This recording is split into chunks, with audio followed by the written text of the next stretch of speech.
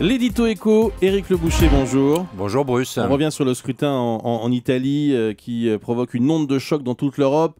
Si on regarde en détail les résultats, on s'aperçoit que plus de la moitié des Italiens ont voté contre l'Europe de l'austérité imposée. Et ça relance le débat. Il y a trop d'austérité en Europe ?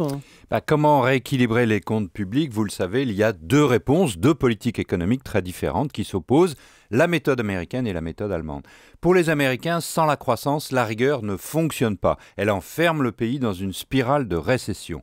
Pour les Allemands, en revanche, la chute du PIB et le chômage sont de mauvais moments à passer, mais il n'y a pas d'autre issue. Il faut réduire les déficits au plus vite. L'économie, une fois assainie, retrouvera de la croissance. Et c'est cette seconde méthode, vous le savez, qui a été choisie en Europe. Alors le problème, c'est que le vote italien montre que cette méthode, elle est rejetée par les peuples.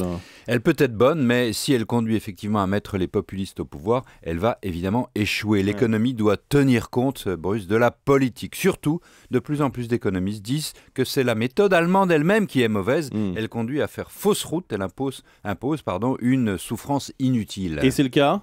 Il faut reconnaître, en regardant les 4 années passées, oui, l'austérité appliquée trop fortement a cassé la croissance et les déficits ne se sont pas réduits, ou bien trop peu. Ce sont les Américains qui ont raison. La Commission européenne a commencé à le reconnaître en donnant des délais à la France pour un retour au déficit à 3%, mais il faudrait aller beaucoup plus loin. Et comment on fait pour aller plus loin ? Le retour à l'équilibre budgétaire reste indispensable, c'est certain, mais il faut d'abord retrouver de la croissance. Et cela passe par des délais au sud, on l'a fait, mais aussi par des politiques plus dynamisantes pour la croissance au nord, à commencer par l'Allemagne. La relance au nord compenserait l'austérité au sud. Malheureusement, les Allemands votent, vous le savez, le débat n'aura pas lieu à Berlin et du coup la défiance va demeurer.